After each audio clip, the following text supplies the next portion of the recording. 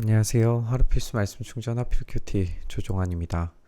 오늘 함께 나눌 하나님 말씀은 요한복음 20장 1절에서 18절까지 말씀입니다. 주간의 첫날 이른 새벽에 막달라 사람 마리아가 무덤에서 가서 보니 무덤 어귀를 막은 돌이 이미 옮겨져 있었다라고 이렇게 기록이 됩니다.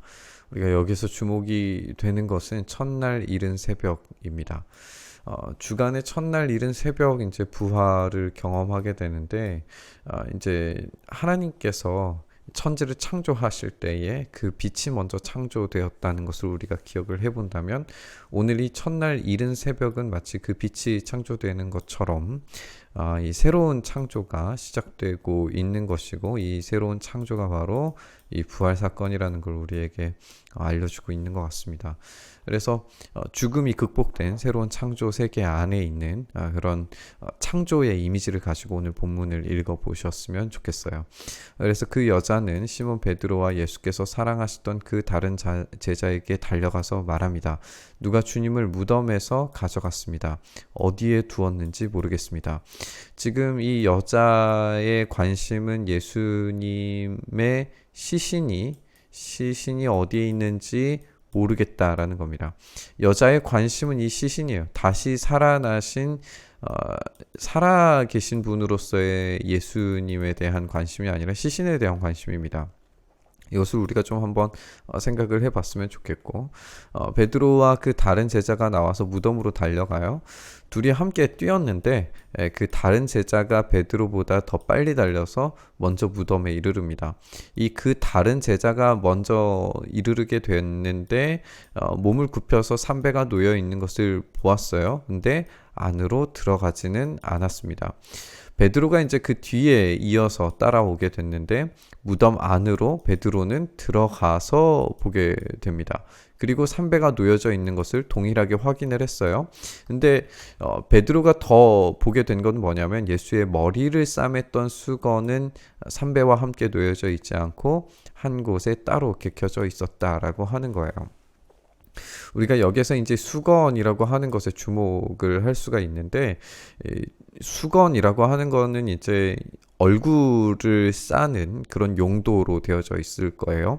근데 왜 이것에 우리가 좀 주목을 해보고자 하냐 하면, 우리가 이 무덤 안으로 들어가는 장면이 그렇게 중요하지 않게 느껴지는 것이 아니라, 우리가 이제 이 후속 본문에서도 살펴보겠지만, 여기는 이제 새로운 지성소 같은 그런 극복된, 새롭게 변화된 그런 느낌이거든요. 그랬을 때에 지성소에는 함부로 들어갈 수가 없는데, 그것을 막고 있는 것이 뭐냐면 휘장입니다. 이 휘장은 결국 이제 용도 자체가 하나님께서 인간을 만나셨을 때 직접적인 만남에서는 죽을 수밖에 없기 때문에 이 휘장을 쳐놓는 것인데, 오늘 이 본문에서는 이제 수건이 한 곳에 따로 개켜져 있었다라고 하는 표현에 따라서 이 휘장이 이제 접혀지고 은혜의 보좌로 담대하게 나아갈 수 있는 어떤 그런 통로가 열려진 것 같은 느낌이 드는 거예요. 그제서야 먼저 무덤에 다다른 그 제자도 들어가서 보고 믿었습니다. 근데 뭘 믿었는지 몰라요.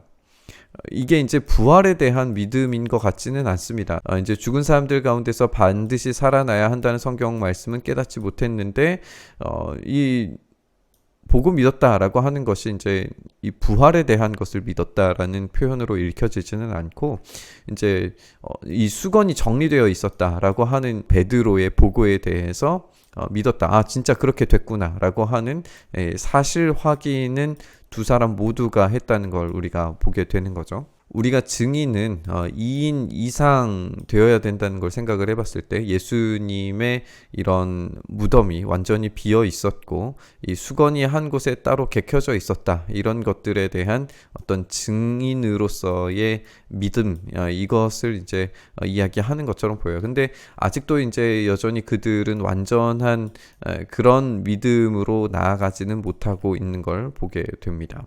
제자들은 자기들이 있던 곳으로 다시 돌아가게 돼요. 그런데 마리아는 무덤 밖에서 서서 울고 있습니다. 마리아는 지금 아직도 여전히 예수님의 시신을 찾고 있는 그런 모양새예요. 울다가 몸을 굽혀서 무덤 속을 마리아도 들여다 봅니다. 그런데 이 장면에서 무덤 속을 들여다 보니까 흰옷을 입은 천사 둘이 앉아 있었는데 한 천사는 예수님의 시신이 놓여 있던 자리맡에 있었고 다른 한 천사는 발치에 있었습니다. 그러니까 예수님의 시신이 놓여져 있는 이런 돌과 같은 이런 판에 천사 한 사람이 머리맡에, 천사 한 사람은 이제 다리맡에 이제 앉아 있게 되는 건데, 우리가 이 모습을 주의 깊게 좀 살펴봐야 돼요. 왜냐하면 법궤를 설명할 때에 그 판이 있고 그 판에 이 그룹을 새기는데, 그룹이 천사입니다. 그룹이 이제 이 양 날개를 맞대고 있는 모습으로 법궤는 이루어져 있어요. 그러니까 여기에서 마치 이제 시신이 놓여져 있던 그 자리에 한 천사는 머리맡에, 한 천사는 발치에 있음으로써 이 새로운 법궤가 지금 여기에 있다는 것을 암시해 줍니다. 그리고 이 새로운 법궤는 이제 역할을 다해서 새로운 이제 역할을 감당하게 될 건데, 그것은 바로 죽음에서 생명으로 옮겨진 예수 그리스도, 그분 자체가 바로 이 새로운 법궤, 영원히 함께 하실 그 임재를 보여준다라고 하는 거예요. 천사들이 마리아에게 말합니다. 왜 우느냐? 마리아가 대답하기를, 누가 우리 주님을 가져갔습니다. 어디에 두었는지 모르겠습니다. 그녀는 여전히 아직도 시신에 주목하고 있고 시신만 바라보고 시신만 찾고 있어요. 부활하신 예수님에 대한 믿음과 어떤 생각이 전혀 들지 못하고 있는 거죠. 이렇게 말하고 뒤로 돌아섰을 때에 마리아는 예수님께서 서 계신 것을 계속해서 보게 됩니다. 누군지 지금 깨닫지 못하고 있는 것처럼 보여요.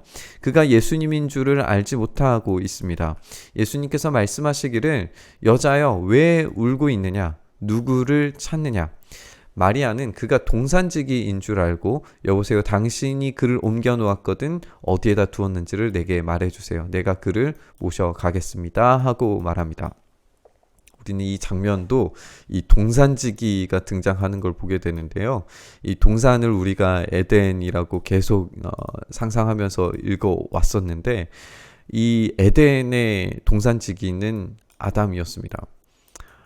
아담은 생육하고 번성하고 땅에 충만하고 그 동산을 가꿀 책임이 있는 사람이었습니다. 그래서 이곳에 나는 모든 것들을 관리하는 관리자 역할을 하나님께서 아담에게 맡기셨는데, 이 아담은 실패합니다.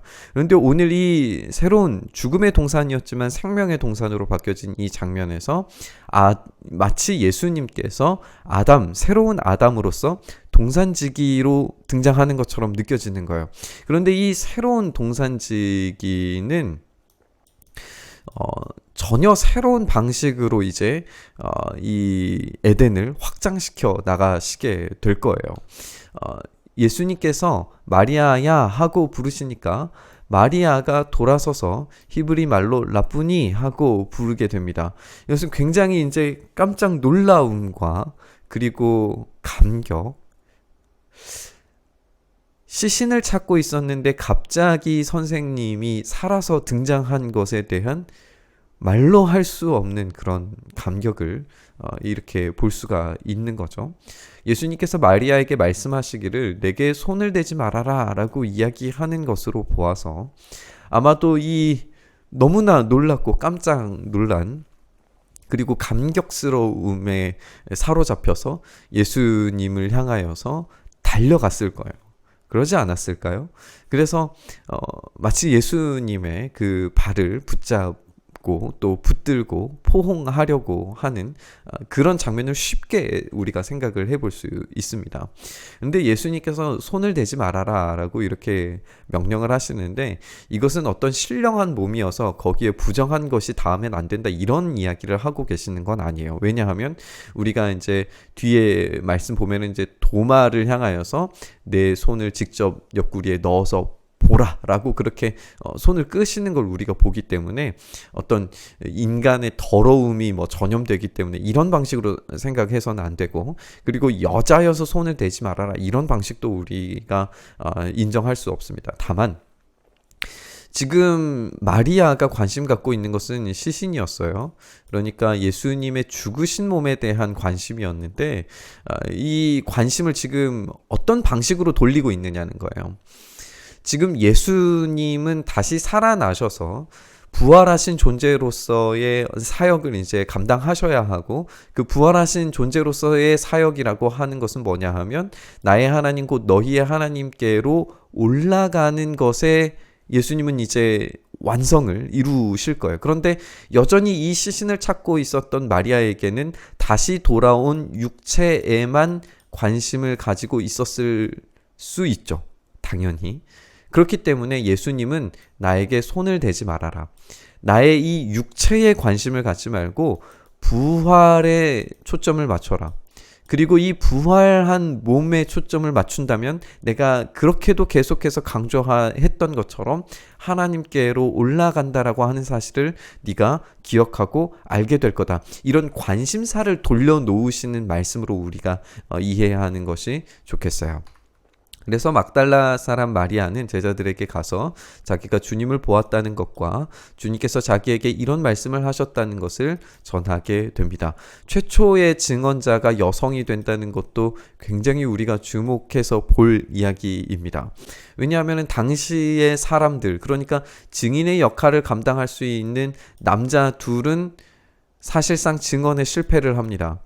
그런데 그 당시에 증인의 역할을 감당할 수 있는 아무도 가치 있게 이야기를 듣지 않을 법한 여성을 통하여서 이야기는 증언됩니다. 만약에 이 말을 꾸며내려고 했다면 베드로와 이 사랑하시는 제자가 직접 봤다라고 그렇게 이야기하는 게 훨씬 더 설득력이 있었겠죠. 당시의 사람들에게. 그런데 그게 아니라 여성이 이 증언을 하게 만듦으로써 이것은 부인할 수 없는 너무나도 확고한 사실이라고 하는 것을 여기에다가 이제 기록을 하는 거예요. 우리가 또 다른 유비를 우리가 생각을 해보면 에덴 동산에서 하와는 사탄으로 하여금, 뱀으로 하여금 네가 하나님처럼 될 것이다 라고 하는 그 이야기를 듣고 그 유혹에 빠져서 범죄를 하게 됩니다.